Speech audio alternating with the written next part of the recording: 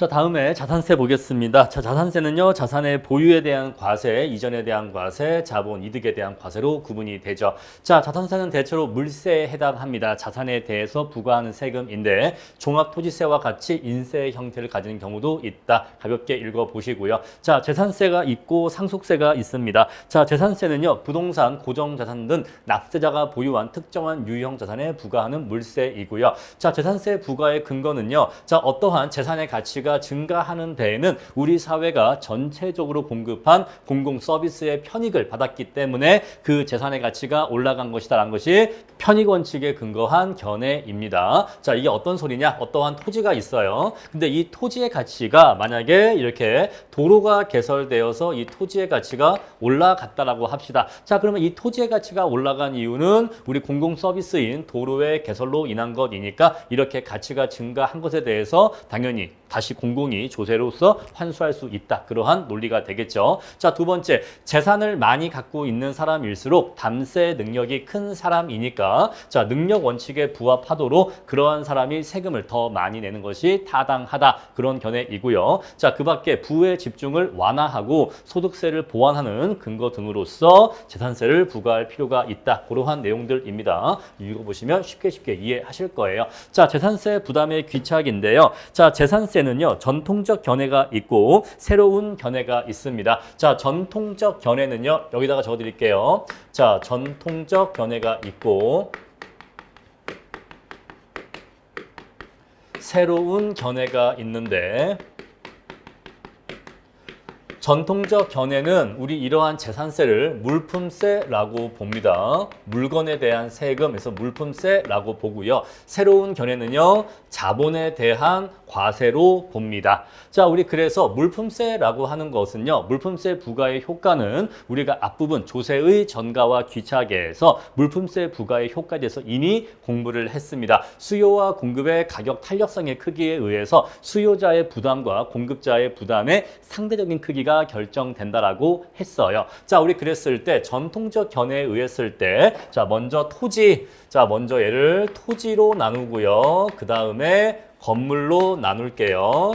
자, 그런 다음에 마지막에 토지와 건물의 합계가 있겠죠. 토지와 건물을 합치면 부동산 전체가 되겠죠. 자, 먼저 토지부터 얘기를 할게요. 자, 토지의 경우에는 아주 특이하게 공급 곡선이 수직선인 재화라고 했습니다. 자, 물론 토지를 바라보는 관점에 따라서 조금 다르게 얘기할 수는 있는데 우리 경제학에서는 토지에 대해서 깊게 들어가질 않고 그냥 토지는 공급 곡선이 수직선이다 라고 단순하게 정의하는 경우가 많습니다. 자, 우리 이렇게 공급 곡선이 수직선이다 라고 하는 것은 공급의 가격 탄력성이 완전 비탄력적이다 라는 것을 의미하죠. 완전 비탄력적이다 라는 것을 의미해요. 자, 이렇게 공급이 고정된 재화에 어떠한 조세가 부과되면 모든 조세 부담은 전부 다 누가 진다? 공급자가 진다. 자, 공급자가 모든 조세를 부담하는데 공급자가 누군가요? 바로 토지의 소유자죠. 토지를 가지고 있는 사람이 토지를 매각하기 위해서 공급을 하는 거니까 토지의 공급자는 곧 토지의 소유자가 됩니다. 자, 따라서 토지의 소유자가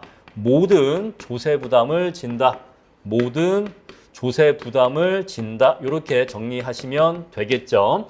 자, 그리고 건물인데요. 자, 건물은 토지와 다르죠. 건물이라고 하는 것은 인위적으로 생산해낼 수 있다 보니까 건물의 공급 곡선은 일반적으로 우상향하게 그릴 수가 있습니다. 자, 따라서 건물의 공급 곡선은 우상향하게 그릴 수가 있는데 우리가 건물을 한번 단기와 장기로 한번 구분을 해봅시다. 자, 먼저 얘를 단기라고 하고요. 장기를 한번 그려볼게요. 여러분, 장기에는 공급의 가격 탄력성이 점차 커지겠습니까? 작아지겠습니까? 자, 공급에 대한 시간이 충분히 주어지게 되면 공급의 가격 탄력성은 매우 커질 겁니다. 매우 커질 건데 이걸 조금 극단적으로 얘기하게 되면 수평선이라고도 얘기할 수가 있고 또는 수평선에 매우 가깝다라고도 얘기할 수가 있겠죠. 자, 제가 지금 말씀드린 핵심 포인트는 뭐냐면 장기에 건물의 건물의 공급 곡선이 수평선이다 아니다가 아니라 매우 탄력적이다라는 말씀을 지금 드리고 싶은 거예요. 아시겠죠? 자, 우리 그래서 이렇게 공급 곡선이 우상향하고 수요 곡선이 이렇게 우하향하는 경우에는 수요자와 공급자가 서로 간의 가격 탄력성의 크기에 의해서 서로 간의 귀착의 크기가 결정될 겁니다. 이해하시겠죠? 자, 그런데 장기가 될수록 단기에서 장기로 갈수록 공급의 가격 탄력성이 커지게 될 거라는 거죠. 이해하시겠죠? 자, 따라서 가격 탄력성이 커지면 공급자의 조세 부담의 귀착의 크기는 작아지게 되겠죠. 그 말은 단기보다는 장기에 공급자의 부담은 작아지고, 여기을까요? 공급자의 부담은 작아지고 수요자의 부담은 커질 것이라는 것입니다. 여러분, 건물의 공급자는 누구일까요? 우리가 다른 말로 임대인이라고 얘기할 수가 있을 거예요. 건물의 공급자는 임대인이라고 얘기할 수가 있고 건물의 수요자는 임차인이라고 얘기할 수가 있을 것입니다. 자, 따라서 우리는 임대인과 임차인을 공급자와 수요자 이렇게 둘 수가 있을 텐데, 자, 우리가 보니까 수요자인 임차인의 부담이 장기에는 증가한다는 걸 알 수가 있죠. 자, 우리가 그리고 또 한번 생각을 해봅시다. 여러분들, 우리가 임대인의 협상력이 셀까요? 임차인의 협상력이 셀까요? 당연히 임차인이 더 열악합니다. 임대인이 아무래도 건물주이고 돈이 더 많고 임차인은 가난하고 방을 이렇게 세를 얻어서 사는 입장이다 보니까 임차인의 협상력이 더 열세할 거예요. 그러면 장기적으로는 임차인에게 매우 높은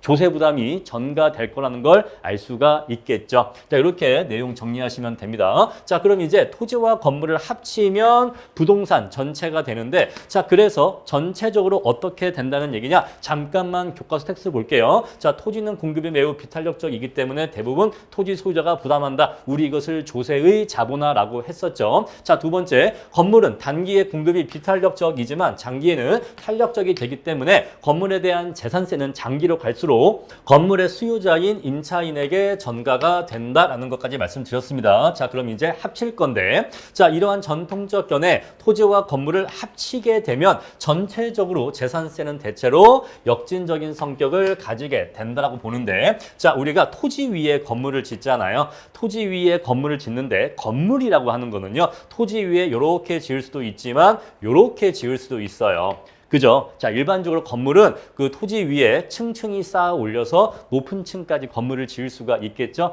따라서 우리가 이 재산세 부담을 따질 때 토지에 대한 재산세와 건물에 대한 재산세를 합쳐서 전체 재산세액을 구할 건데, 이 재산세액의 안에 포함되는 비중이 얘가 크다, 얘가 크다, 얘가 크다라고 보면 된다, 이 얘기예요. 그래서 얘가 크다라고 한다면 결국 재산세의 성격은 얘의 성격에 의해서 결정되는 게 아니라 얘의 성격에 의해서 결정된다고 보는 것이 더 합리적일 텐데, 얘의 경우에는 단기에서 장기로 갈수록 임차인에게 조세, 전가가 많이 일어난다라고 했기 때문에 임차인은 가난한데 조세 부담을 많이 지게 되니까 그 성격을 역진적인 성격이라고 정리할 수가 있는 겁니다. 아시겠죠? 자, 이렇게 해서 전통적인 견해는 이렇게 토지와 건물에 대한 물품세라고 바라보고, 그러한 시각 하에서는 수요자와 공급자의 가격 탄력성의 크기에 의해서 조세 부담의 귀착을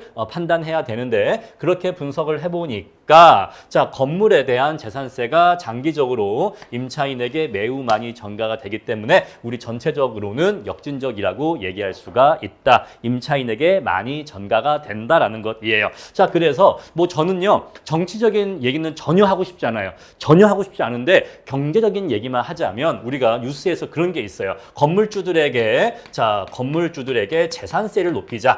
재산세를 높이자. 그래서 이 재산세를 징수해서 부자들에게 세금을 많이 징수하자라고 이렇게 정책이 실시될 수가 있겠죠. 자, 그런데 우리가 경제학적으로 분석을 해보면 이렇게 건물주에게 부과되는 재산세가 올라가게 되면 단기적으로는 건물주가 이 조세 부담을 많이 부담하게 되지만 장기적으로 시간이 흘러가면 흘러갈수록 결국 저러한 재산세 부담은 결국 누가 진다? 임차인이 그러한 조세 조세 부담을 대부분 지게 된다라는 것이에요. 그래서 자, 우리가 어떠한 정책을 실시할 때 단순하게 생각하시면 안 됩니다. 정책이라고 하는 것은 단기적인 효과뿐만 아니라 장기적인 효과까지 생각을 해봐야 한다는 것이죠. 자, 이렇게 해서 전통적 견해 말씀드렸고요. 자, 두 번째 새로운 견해 말씀드릴 건데, 자, 새로운 견해는 우리 재산세를 자본에 대한 과세라고 이해를 합니다. 요거 잠깐만 지울게요. 자, 그럼 이제 다시 돌아가서 넘버링 2번 봅시다. 자, 우리가 A 지역이 있고 B 지역이 있는데 두 지역 모두 동일한 세율로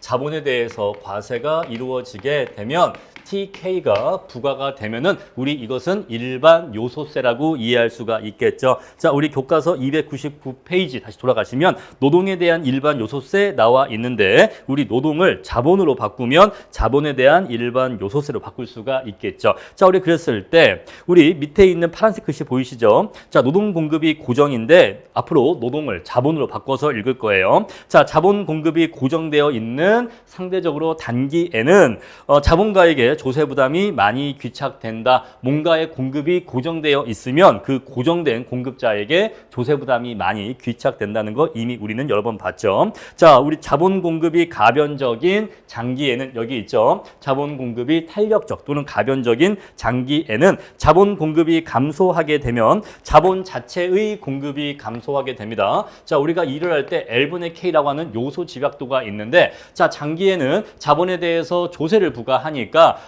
자본 투자해봤자 별로 수익이 얼마 안 나. 세금 내고 나면 수익이 얼마 안 나가 되기 때문에 장기적으로는 자본의 공급 자체가 감소하게 돼요. 자, 그러면 이렇게 자본의 공급이 감소하게 되면 K의 크기가 작아지게 되겠죠. 자, 그러면 요소 집약도의 크기가 작아지게 되는데 자, 우리 이러한 요소 집약도와 요소 상대 가격의 변화 방향은 항상 같다라고 했습니다. 따라서 얘가 작아진다. 그 말은 얘가 작아진다는 말과 같은 말이에요. 그죠? 얘가 작아지니까 이 분수가 전체가 작아지겠죠? 마찬가지로 요소 상대 가격도 작아지게 됩니다. 자, 따라서 자본의 공급이 탄력적인 장기에는 자본의 공급이 감소함에 따라 요소 집약도가 작아지게 되는데 자, 종전보다 자본의 공급이 적어지게 되는데 그러면 요소 상대 가격도 같이 작아진다 이 얘기죠. 그런데 요소 상대 가격이 작아진다라고 하는 것은 요 임금의 관점에서 보면 자, 이러한 자본에 대한 조세 부과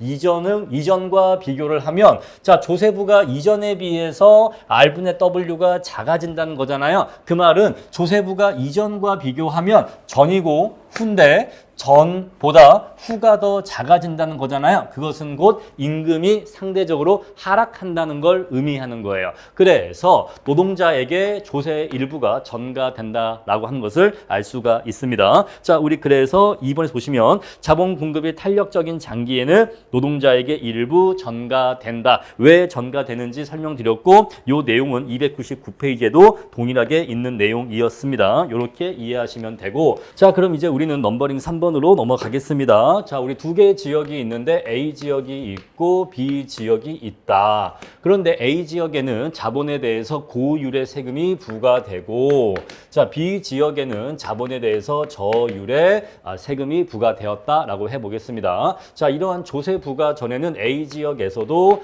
자본의 수익률이 10%이고 B 지역에서도 자본의 수익률이 10%라고 할게요. 자, 그런데 이제 자본에 대해서 세금을 부과하니 이제 자본의 수익률이 세 전과 세 후로 나누어지게 되겠죠. 자, 우리 그래서 자본 수익률은 이제는 세 전이 되는 거고 니네들은 세금 부과 전에 그랬던 거고 이제 세금을 부과하잖아요. 그럼 이제 세 후가 되는 거죠.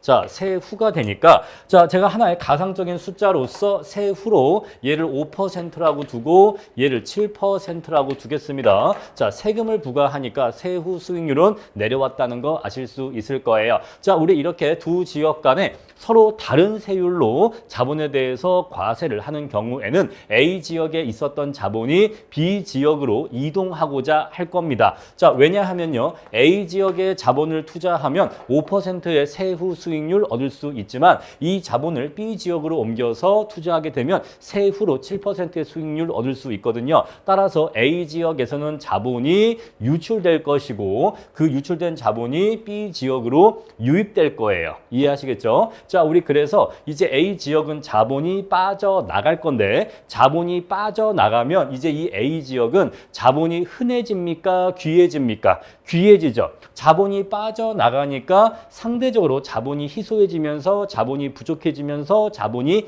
귀해질 거예요. 자본이 귀해지면 자본의 가격인 이자율 또는 자본의 수익률은 올라갈까요? 내려갈까요? 올라가겠죠. 자본이 귀해지니까 자본에 대한 수익률은 올라갈 겁니다. 자, 그럼 이제 얘는 이렇게 올라가게 될 거예요. 이렇게 올라갈 거고요. 자, 반대로 자본이 빠져나가서 B 지역에 유입되면 이제 B 지역은 자본이 흔해집니까? 귀해집니까? 자본이 흔해지죠. 자본이 막 들어오니까 이제 B 지역은 자본이 흔해집니다. 그럼 이제 자본이 귀해지지가 않죠. 따라서 자본의 수익률은 내려가게 될 거예요. 얘는 이렇게 내려갈 겁니다. 자, 그러면 얘는 올라가고 얘는 내려가는데 언제까지 올라가고 언제까지 내려갈 거냐? 더 이상 자본의 이동이 발생하지 않을 때까지 이러한 움직임이 계속되겠죠. 자, 이러한 자본의 움직임이 왜 발생했습니까? A 지역의 세후 수익률과 B 지역의 세후 수익률의 차이가 발생하기 때문에 이 세후 수익률의 차이 때문에 자본의 이동이 발생했던 건데 만약에 두 지역의 세후 자본 수익률이 동일하다면 만약에 6%로 동일해진다면 얘도 6% 얘도 6% 이렇게 동일해진다면 더 이상 자본의 이동은 이루어지지 않겠죠. 바로 거기서 새로운 균형 상태가 달성될 겁니다. 자, 우리 그래서 뭘 알 수가 있냐면 자, 3번 보세요. 자, 만약 지역마다 다른 세율로 재산세가 부과된다면 여기서의 재산세는 자본에 대한 과세를 의미한다라고 했고요. 자, 지역 간의 자본 이동이 발생한다. 어떻게 이동하죠? 고율 지역에서 저율 지역으로 이동한다라고 했죠. 자, 결국 납세 후 자본 수익률, 다른 말로 세후 자본 수익률이죠. 자, 이것은 전국적으로 동일해진다. 자, 동일해지죠. 동일해져야지만 더 이상 자본의 이동이 발생하지 않을 것일 거니까요. 자, 그리고 괄호하고서 종전보다 하락한 수준에서 라고 나와 있죠. 자, 종전이 얼마였죠? 10%였는데 이제는 둘 다 모두 6%로 종전보다 하락한 수준에서 동일해졌죠. 이해하시겠죠? 자, 우리 그래서 여기서 어떤 걸 알 수가 있냐면 자, 고율의 재산세를 때려 맞은 곳은 어디예요? A 지역이에요. A 지역입니다. 따라서 A 지역에 있었던 자본의 수익률이 내려가는 건 당연한 거죠. 요건 당연한 거예요. 그런데 저율의 세금을 맞은 B 지역의 자본가들에게도 조세 부담이 생긴다라는 거예요. 아시겠죠? 자, 그래서 자, 고율의 세금을 맞은 A 지역의 자본뿐만 아니라 저율의 세금을 맞은 B 지역의 자본에게도 조세 부담이 생긴다라는 거. 따라서 자본가들이 여기에 대한 조세 부담을 지게 된다라는 것입니다. 자, 우리 그래서 지금까지의 내용을 정리를 해보면 결국 이러한 자본에 대한 과세는 이렇게 자본가들이 조세 부담을 지게 되기 때문에 조세 부담은 대체로 누진적인 것으로 평가된다. 자, 부자일수록 세금을 더 많이 귀착받는다라고 했기 때문에 누진적인 것으로 평가된다라는 것입니다. 자, 다음에 상속세입니다. 자, 상속세의 유형은 유산 과세형과 유산 취득형 두 가지가 있는데 자, 이 두 가지 방식의 장단점이 서로 반대라고 이해하시면 돼요. 자, 우리나라의 경우에는 유산 과세형인데 유산 과세형 내용을 말씀드리면서 유산 취득형도 동시에 설명을 드리도록 하겠습니다. 자, 우리나라는요 유산 총액이 있습니다. 자, 유산 총액이 있고 여기에서 이제 각종 공제를 빼겠죠. 뭐 자녀 공제나 배우자 공제 이런 것들을 뺄 겁니다. 자, 그럼 이제 여기서 이렇게 구해진 과세 표준에다가 곱하기 세율을 해서 상속세 세금을 구하는 방식이죠. 자, 우리 그랬을 때 유산 과세형은요 유산 총액을 과세 표준으로 하기 때문에 여기에 대해서 누진세를 부과하기 때문에 누진 과세가 용이하다라는 것입니다. 자, 그리고 분할 상속에 따른 조세 회피가 가능하다. 자, 우리가 만약에 유산 취득형의 경우에는 각각의 상속인별로 누진세를 적용하기 때문에 각각의 상속인별로 식으로 너 상속 얼마 받았어? 그것마다 개별적인 금액마다 누진과세 합니다. 자, 그래서 유산 취득형의 경우에는 분할 상속을 하게 되면 누진과세를 회피할 수가 있어요. 그런데 유산 과세형은 총액에 대해서 누진과세 하기 때문에 분할 상속으로 조세 회피 불가능합니다. 하나의 사례 한번 들어볼게요. 자, 어떤 나라가 있는데 어떤 나라가 소득세가 상속세가 자 2억 원 이상은 20%고 2억 원 밑은 10%의 세율이라고 합시다. 자, 그런데 유산 총액이 3억이라고 할게요. 자, 3억이라고 했었을 때 만약에 유산 과세형이라면 자, 유산 과세형이라고 해볼게요. 자, 그때에는요, 처음에 2억까지는 얼마가 됩니까? 10% 세율이고요. 플러스 초과하는 1억에 대해서는 0.2의 세율로 누진과세가 되겠죠. 자, 그럼 얘는 4천이 나올 것입니다. 자, 그런데 유산 취득형의 경우에는요, 자, 만약에 이거를 1억 5천, 1억 5천, 두 사람한테 1억 5천, 1억 5천 이렇게 반반 배분하게 되면은 자, 1.5억 곱하기 0.1 플러스 같은 내용이겠죠. 그래서 1,500, 1,500이니까 3천이 됩니다. 자, 그래서 이렇게 분할 상속을 하게 되면 조세 회피가 가능해요. 누가요? 유산 취득형이요. 그런데 유산 과세형은 분할 상속으로서 조세 회피 불가능하다. 왜? 전체 총액에 대해서 누진과세하기 때문입니다. 다음에 세 번째, 각종 공제 혜택이 누구에게 귀속되는지 불분명하다라고 나와 있는데, 자, 우리 전체 유산에서 뭐 자녀 공제나 배우자 공제 이런 것들을 하겠죠. 그래서 공제를 한 다음에 그런 다음에 이렇게 나머지 유산을 이제 여러 가지 상속인들이 상속받게 될 건데 누구는 많이 받고 누구는 조금 받고 하겠죠. 자, 이렇게 하겠죠. 그랬을 때 이 공제 혜택이 각자에게 얼마만큼 돌아갔는지 알 수가 없다. 뭐 그런 얘기로 이해하시면 되고, 자, 그리고 부의 분산 기능이 없다는 단점이 있습니다. 자, 요 얘기랑 비슷한 이야기인데, 자, 어떠한 상속 재산을 여러 사람한테 나누어서 쪼개서 주든 한 사람한테 몰빵해서 몰아서 주든 상속세 차이가 있어요, 없어요?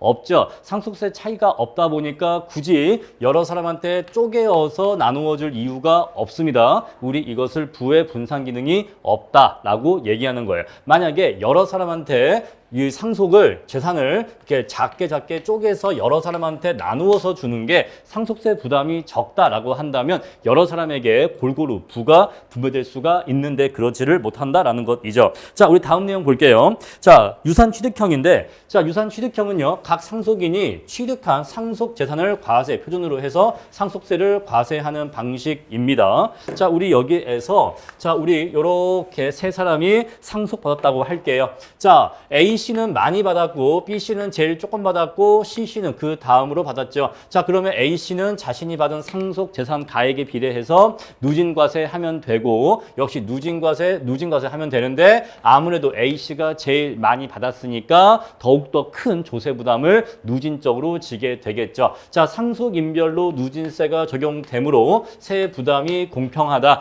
상속 재산을 많이 받은 사람일수록 상속세를 더 많이 내게 되어 있는 거죠. 자, 우리 그리고 상속인과 피상속인의 관계를 개별적으로 반영할 수 있다는 장점이 있다. 자, 우리 그래서 상속인 중에서는 뭐 그죠? 배우자도 있을 거고, 그다음에 자녀도 있을 거고, 그 외에 친척 이런 사람들도 있을 거예요. 자, 우리 그랬을 때 아무래도 배우자나 자녀는 가까운 사람이니까 공제를 더 많이 허용한다거나 또는 세율을 좀 낮춰준다거나 할 수가 있을 것이고, 친척의 경우에는 공제를 거의 해주지 않는 그런 식으로도 개개인별로 또는 상속인과 피상속인의 관계별로 그러한 것들을 설정할 수가 있을 겁니다. 자, 유산 과세형에 비해서 조세 수입이 감소해요. 왜 감소하냐면 아까 얘기했지만 총액에 대해서 누진과세 하는 게 상속세 총액은 더 커집니다. 자, 그리고 우리가 개개인별로 상속인 개개인별로 상속세를 산정해야 되기 때문에 조세 행정이 복잡해요. 그래서 우리는 이 두 가지 이유가 제일 큰데, 우리는 이 두 가지 이유 때문에 우리나라에서는 유산 취득형을 하고 있지 않고 우리는 유산 과세형을 하고 있다라는 것입니다. 자, 이렇게 해서 내용 강의 마치고요.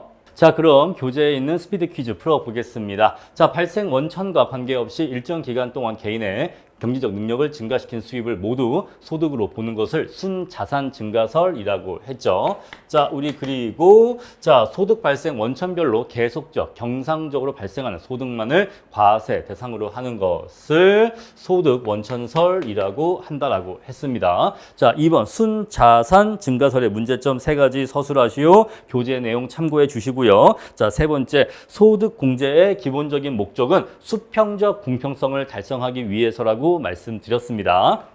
다음에 4번 소득공제액이 동일하다면 고소득층일수록 소득공제에 따른 편익이 더 큽니다. 왜냐하면 한계세율이 더 높기 때문이죠. 소득공제액과 세액공제액이 같은 금액이라면 세액공제액이 더 절세 효과가 당연히 큽니다. 세액공제액은 말 그대로 이 금액 자체를 그만큼 세금에서 빼주는 거죠. 다음에 6번 세액공제액이 동일하다면 저소득층일수록 세액공제에 따른 편익이 작다 크다 묻고 있는데 조금 문구를 수정하자면 상대적으로 이렇게 해주세요. 상대적으로 자 저소득층의 소득에 비해서는 세액공제액에 차지하는 비중이 크기 때문에 크다라고 얘기할 수가 있는데 상대적으로 크다라고 얘기할 수가 있겠죠. 자 세액공제액이 동일하기 때문에 절대적인 세액공제액은 똑같지만 상대적으로 그 편익은 더 크다고 얘기할 수가 있을 것입니다. 다음에 7번입니다. 세액공제가 적용되는 경우 납세자의 과세표준은 변화하지 않고요. 소득공제의 경우에는 과세표준이 변화하게 됩니다. 자, 소득세에 있어서 소득 구간의 수가 많아질 때의 문제점과 소득 구간의 수가 적어질 때의 문제점. 자, 많아질 때는요. 조세 행정이 복잡해지고요. 자, 소득 구간의 수가 적어지는 경우에는 계단 하나하나의 높이가 커지기 때문에 민간의 의사결정 교란이 커진다라는 것이죠. 자, 9번 소득세의 과세 단위를 개인 단위로 과세하는 경우에 결혼 벌금이 발생한다. 요건 틀렸고요. 자, 결혼 벌금은요. 가족 단위로 과세하는 경우에 발생합니다. 다음에 10번 문제입니다. 개인 단위로 과세할 때 가장 혼자 8,000 버는 경우와 부부가 각각 4,000씩 버는 경우를 비교하면 세 부담은 당연히 전자가 더 크죠. 누진과세를 맞기 때문에 전자가 더 큽니다. 모든 소득에 대해서 동일한 세율을 적용하는 단일 세율 하에서는 과세 단위 선택 문제가 발생하지 않는다. 자, 어차피 세율이 하나이기 때문에 자, 개인 단위로 과세 하나, 가족 단위로 과세 하나 아무런 차이가 없습니다. 세율이 딱 하나 이기 때문에 그렇죠. 자, 12번 단일 세율 소득세를 적용하는 경우에 조세 부과로 인해 발생하는 초과 부담의 크기를 최소한으로 줄일 수가 있죠. 요거는 과세 표준을 최대한 크게 하고 세율을 낮춰서 하나의 세율로 소득세를 과세하는 것이기 때문에 초과 부담의 크기를 줄일 수가 있습니다. 자, 다음 13번입니다. 자, 문제 내용 읽어보시고요. 자, 100%의 인플레가 발생했다라고 합니다. 자, 먼저 인덱세이션 하는 경우와 하지 않는 경우 나누어서 각각 구해볼 것인데요. 자, 하는 경우 보겠습니다. 하지 않는 경우 먼저 구해볼게요. 자, 그러면요. 소득이 1,000만 원에서 2배가 돼야 되니까 2,000만 원이 될 것입니다. 그런데 인덱세이션 하지 않았으니까 소득공제액은 여전히 400만 원이죠. 그럼 얘가 이제 400만 원을 빼주게 되면은 1,600만 원이 됩니다. 자, 그럼 이제 이 1,600만 원은 1,000만 원과 600만 원으로 나뉘게 되겠죠. 자, 1,000만 원까지는 세율이 0.1이고 1,000만 원을 초과하는 소득은 0.2니까 여기가 100이고 여기가 120이어서 합쳐주면 220이 됩니다. 그렇죠? 자, 우리 그래서 소득이 2,000이 되었기 때문에 100% 인플레 발생했으니까 명목소득은 2배가 됐겠죠. 자, 우리 그랬을 때 납세액이 220이 나오니까 약 11%가 나오게 될 겁니다. 자, 그럼 이제 인덱세이션 하는 경우를 볼게요. 자, 우리 사실 인덱세이션 하는 경우는 인플레를 고려하지 않고 그냥 구하시면 됩니다. 자, 우리 그래서 인덱세이션 하는 경우에는 인플레 고려하지 않고 그냥 하시면 돼요. 왜냐하면 인덱세이션을 한다 이 얘기는 물가 상승을 무력화한다라는 뜻이기 때문에 그냥 주어진 숫자 그대로 하시면 됩니다. 자, 우리 그래서 1,000만 원 중에서 소득공제액 400이니까 빼주면 600이 되겠죠. 600인데 세율이 10%니까 우리 세금은 60만 원이 되겠죠. 따라서 1,000만 원의 소득에서 60이 세금이니까 6%가 나옵니다. 자, 우리 그래서 6%였는데 인플레가 발생하면 실효세율이 11%로 상승한다 이 얘기죠. 어떤 납세자의 실질 소득은 불변인데 조세 부담만 증가한다 이 얘기입니다. 자, 14번 예상 인플레이션율이 10%이고 명목 이자율이 15%, 이자 소득세율이 40% 있었을 때 자, 납세 후 실질 이자율은 얼마냐 물어보고 있는데 자, 우리 먼저 실질 이자율을 구해 봅시다. 딱 우리 피셔 효과 보시면요. 명목 이자율은 실질 이자율 플러스 예상 인플레율이잖아요. 따라서 명목 이자율이 15%고 인플레율이 10%니까 실질 이자율이 5%가 됩니다. 자, 근데 이것은 세전이잖아요. 자, 그런데 이자 소득세율이 40%인데 요거는 명목 이자에 대해서 부과됩니다. 따라서 여기 보시면 명목 이자율이 15%이기 때문에 이 중에서 40%는 6%가 된다는 걸 알 수가 있어요. 따라서 세금으로 6%를 떼갑니다. 자, 그런데 실질 이자율은 5%인데 떼가는 세금이 6%이기 때문에 5% 이자 수익에서 우리가 6% 세금을 내고 나면 세후 실질 이자율은 마이너스 1%가 된다는 것을 알 수가 있죠. 자, 다음에 15번 지출세는 일정 기간 동안 개인의 총 소비 지출액을 과세 베이스로 하기 때문에 직접세이면서 인세입니다. 자, 지출세와 소득세의 차이는요. 자, 소득세는 너 이만큼 벌었으면 여기에 대해서 세금 내라는 것이잖아요. 소득이 이만큼이면 여기에 대해서 세금을 내. 따라서 소득세는 과세 베이스를 소득 금액 전체를 과세 베이스로 합니다. 자, 그런데 지출은요. 만약에 이 중에서 지출을 이만큼 했다라고 하면 지출된 부분에 대해서 곱하기 세율 하는 것이기 때문에 지출세는 과세 베이스가 지출액에 한정되죠. 자, 그러면 지출하지 않고 남은 부분은 우리가 저축이라고 하는데 따라서 지출세의 경우에는 저축이 과세 대상에서 제외된다라는 차이점이 있어요. 이게 과세 대상에서 제외된다.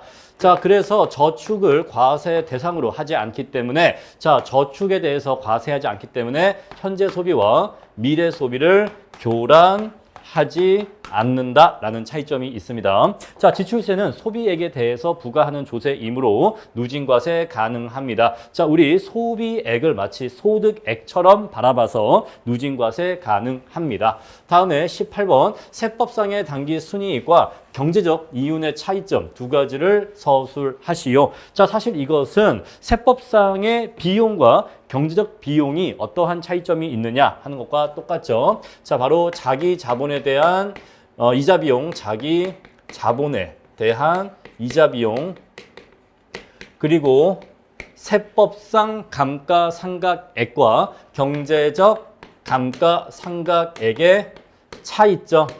요 두 가지가 대표적인 차이점으로 얘기할 수가 있을 것입니다. 다음에 법인세의 본질을 경제적 이윤에 대한 과세로 보면은 단기 순이익과 경제적 이윤이 일치해야 된다. 양자가 일치하기 위한 조건 두 가지를 서술하라. 자, 일단 요 둘이 일치한다라고 치고 자, 이 두 가지 세법상 감가액과 경제적 감가액이 일치한다라고 전제하고 우리 100% 타인 자본이거나 100% 타인 자본이거나 아니면 자기 자본에 대한 이자 비용도 비용 공제를 허락한다면 그러하면 이 부분에 대한 차이점도 없어지게 되겠죠. 법인세가 경제적 이윤에 대한 과세라고 한다면 순수하게 경제적인 이윤에 대한 과세라고 한다면 중립세가 되기 때문에 초과부담 발생하지 않습니다. 이윤세는 중립세, 요거 기억해 주세요. 다음에 21번 법인세를 법인 부분에 투자된 자본에 대한 과세로 보는 경우에는 T 여기다 쓸까요? 자, TKX가 되겠죠.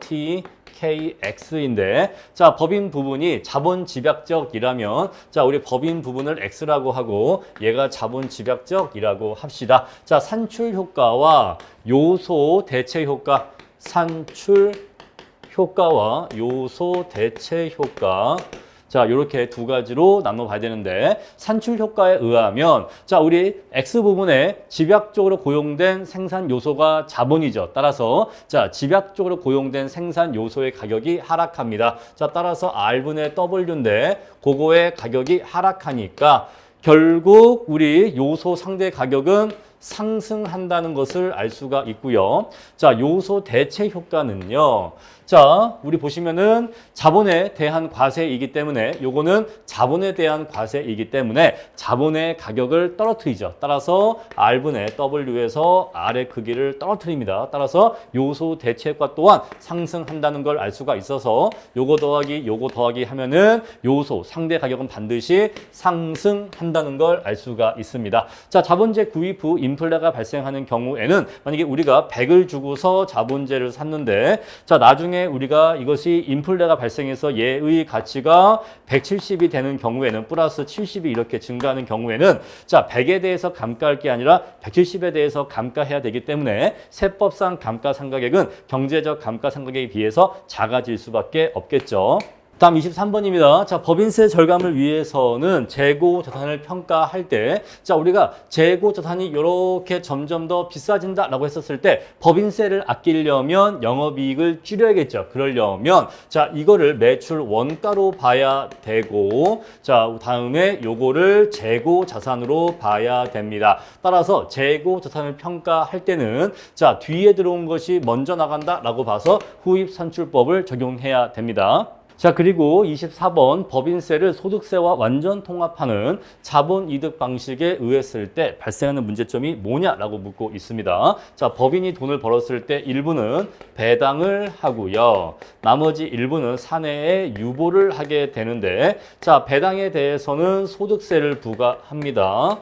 요거는 특별한 게 아니죠. 그런데 사내 유보되는 것은 사내 유보로 인해서 주가가 상승하게 돼요. 자, 주가가 상승하게 되기 때문에 이 주가 상승에 대해서 세금을 부과하게 됩니다. 자, 그런데 이렇게 하는 경우에는 어떠한 문제가 있냐면 주가 상승이라고 하는 미실현 이득의 크기를 구해야 한다는 문제점이 발생하게 됩니다. 그리고 25번 지불배당공제법의 문제점을 서술하시오라고 나와 있는데 자, 지불배당공제법은요. 자, 법인이 지불한 배당에 대해서는 아예 과세표준에서 제외하는 방법이죠. 자, 이렇게 하는 경우에는 사내 유보에 대해서만 과세하기 때문에 배당을 촉진한다라는 문제점이 있습니다.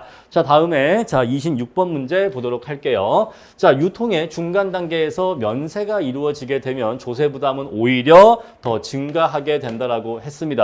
자, 최종 단계에서 면세가 적용되면 조세 부담은 그것만큼이 감소하게 됩니다. 유통의 중간 단계에서 영세율이 적용되면 조세 부담은 변함이 없고요. 최종 단계에서 영세율이 적용되면 조세 부담은 없어지게 됩니다. 자, 조세가 0이 되는 거죠. 다음에 28번입니다. 재산세 부담에 관한 귀착에 대해서 전통적 견해에 의하면 재산세는 대체로 역진적인 것으로 임차인들에게 전가되는 것으로 봤고 자본에 대한 과세로 보는 경우에는 자본가들이 부담하는 것으로 봐서 누진적인 것으로 봤습니다. 상속세의 유형 중에서 상속인과 피상속인의 개별적인 관계를 잘 반영할 수 있는 방식은 유산 취득형이라고 아까 말씀을 드렸죠. 다음에 30번입니다. 동액의 재산이 상속될 때 유산 과세형과 유산 취득형 중에서 상속세가 더 많이 부과되는 방식은 유산 과세형이라고 했습니다. 유산 총액에 대해서 누진 과세를 하죠. 31번 분할 상속을 통해서 상속세를 줄일 수 있는 방식은 유산 취득형입니다. 자, 이렇게 해서 제 14장 강의를 마치도록 하겠습니다.